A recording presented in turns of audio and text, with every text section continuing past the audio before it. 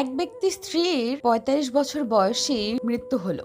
সবাই যখন দ্বিতীয় বিয়ের পরামর্শ দিল, তিনি তখন বললেন, স্ত্রীর সবচেয়ে বড় উপহার আমার জন্য রেখে গেছে, ওকে নিয়ে বাকি জীবনটা কাটিয়ে নেব।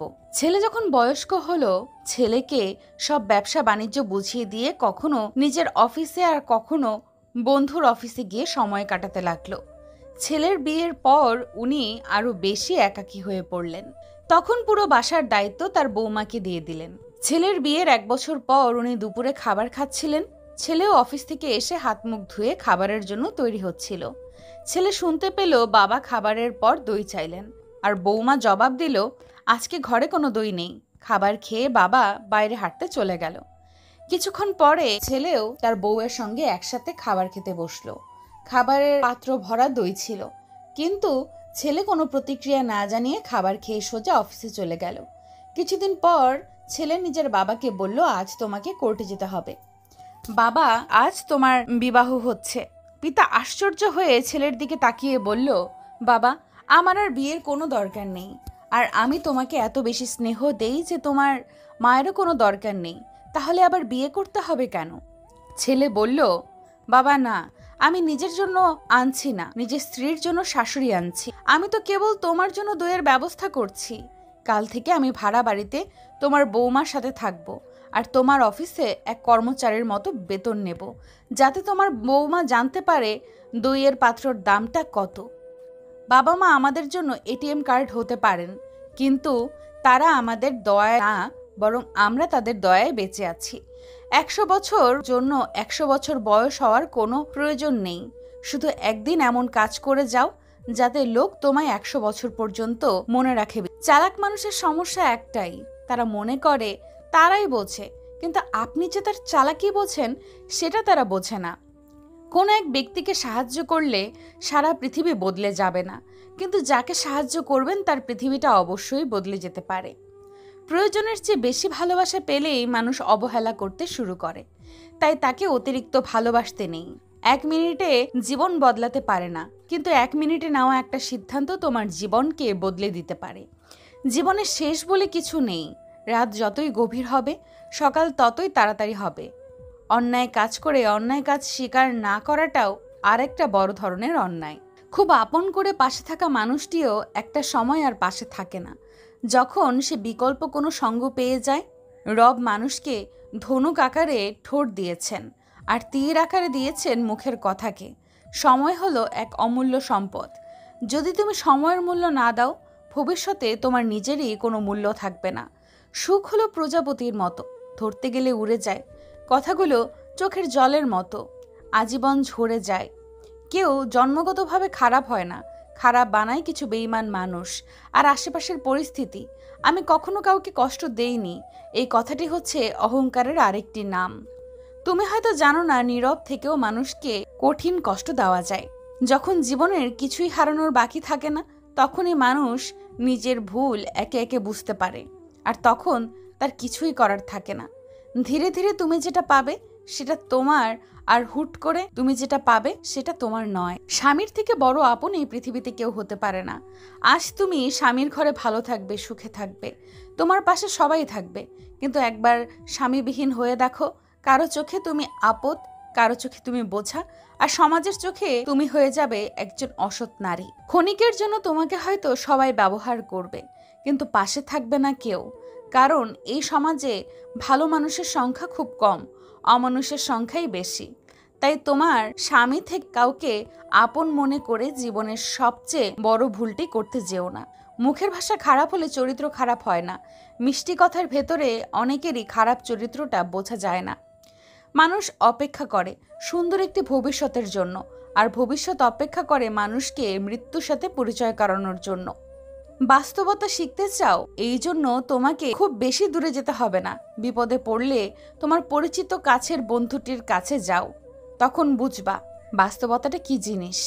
সাথে সাথে কখনো উত্তর দিও না। যখন তুমি রেগে আছো, কাউকে কোনো বড় প্রতিশ্রুতি দিও না। যখন তুমি খুব বেশি খুশি আছো, নিজে খুশি থেকে অন্যকে কখনো কাঁদিও না। শেষটা কিন্তু সামলাতে পারবে না। মনে রাখবে, ভালো সময় যেভাবে এসেছে, খারাপ সময়ও আসতে পারে। মানুষের ভালো সময় ও খারাপ সময় কখনোই স্থির থাকে না। মানুষ ঘর বদলায়, মানুষ সম্পর্ক বদলায়, মানুষ বন্ধু বান্ধব বদলায়, তবুও তাদের সমস্যা শেষ হয় না। এর কারণ হলো সে নিজেই বদলায় না। কিছু স্ত্রীদের স্বভাব এমন হয় যে সব সময় তাদের স্বামীর কাছ থেকে সবকিছু পাওয়ার পরেও অন্যের স্বামী কি করে এই বিষয় নিয়ে নিজের স্বামীর সাথে তুলনা করে। তবে স্বামীর উচিত তার স্ত্রীকে বুঝিয়ে বলা, এগুলো ঠিক না। অন্যের বিষয়ে কান না দিয়ে নিজের দিকে দেওয়াটাই ভালো, তাহলেই সংসারে সুখ আসবে। নইলে একটা সময়ে ওই সংসারটা সুখ থেকে দুঃখে পরিবর্তন হয়ে যাবে। আপনার স্ত্রীর মধ্যে এই 3টি লক্ষণ দেখলে বুঝবেন সে অন্য পুরুষের সাথে কিছু একটা করে। নাম্বার 1, আপনি যখন রাতে তাকে কাছে পাওয়ার জন্য ডাকবেন, যদি দেখেন তার কোনো আগ্রহ নেই এবং আপনাকে বিভিন্ন অজুহাত দেখাচ্ছে এটা না করার জন্য, তবে বুঝে নেবেন সে অন্য পুরুষের স্পর্শ পেয়েছে।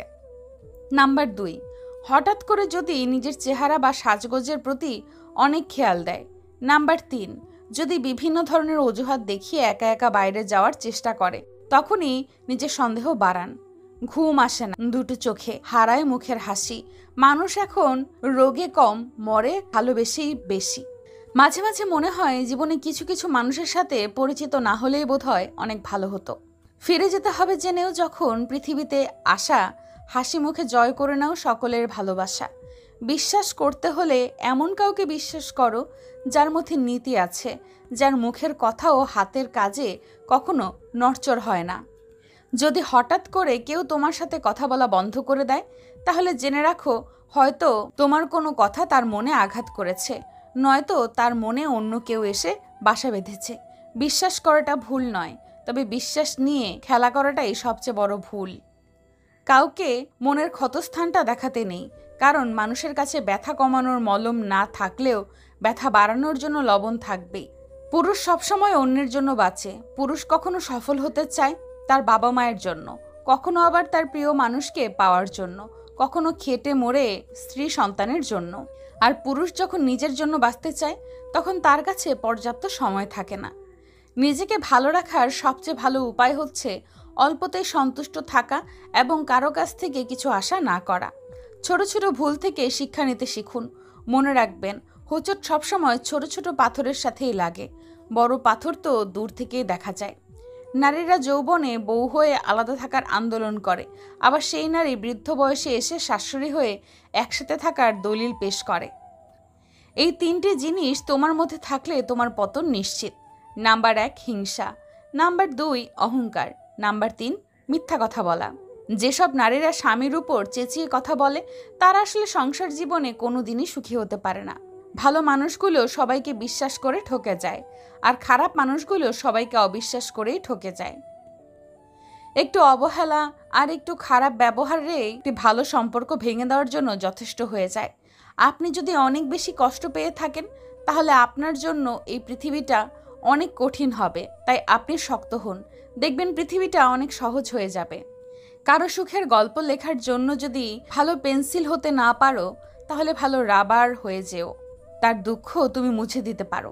খেয়াল করে দেখবেন যে মানুষগুলো নিজের দুঃখ লুকিয়ে অন্যের দুঃখে সাপোর্ট হয়ে দাঁড়ায়, তাদের দুঃখ বোঝার মতো এই পৃথিবীতে আর কেউ থাকে না।